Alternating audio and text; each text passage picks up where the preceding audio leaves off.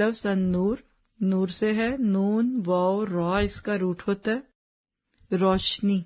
عام طور پہ نور روشنی ہے، لیکن جب النور ہے جو کہ اس وقت ہمارے سامنے ہے تو روشنی والا. اور اگر اس کا اصطلاحی معنی لے لیجئے تو النور جل جلالہ وہ ذات ہے کہ جس کے نور سے نابینا بینائی حاصل کرتا ہے اور گمراہ ہدایت پاتا ہے یا راہ پاتا ہے.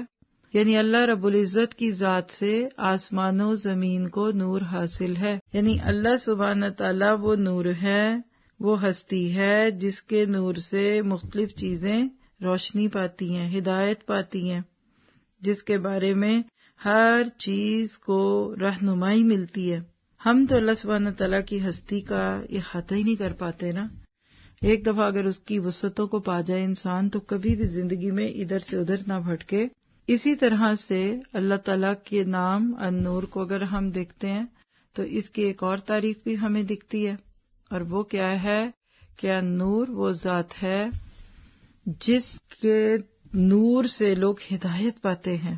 اللہ نور السماوات کی ایک سب سے جنرل انٹرپریٹیشن، عام ذو فہم بات کیا ہے کہ اللہ ان کائنات کو ہدایت دینے والا الہادی کے معنوں میں، کیونکہ ہدایت اور روشنی بہت ملتے جلتے ہیں نا، اندھیرے میں تو بندے کو فرق ہی نہیں پتہ چلتا. تو النور جل جلالہ میں اللہ تعالیٰ کی آیات، اس کی نشانیاں، اس کے روشن اور واضح دلائل بھی شامل ہیں جو اللہ تعالیٰ کی توحید اور ربوبیت کا اقرار کرتے ہیں. یعنی اس کائنات کو دیکھ کر بھی ہم اللہ تعالیٰ کو پا جاتے ہیں. اللہ سبحانہ تعالیٰ واقعی ان ساری چیزوں کو سامنے رکھیں تو ہر نشان، ہر سورج، چاند، ستارہ، پہاڑ، دریا، ایک ایک کو دیکھ کر یقین آ جاتا کہ ان کو بنانے والا کوئی ہے.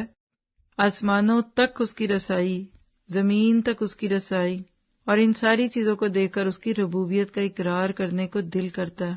تو اللہ رب العزت کی ذات پاک کو جو انتہائی عزت اور جلال والی ہے، ہر قسم کے شرک اور مثل سے پاک اور بری جانتا ہے انسان.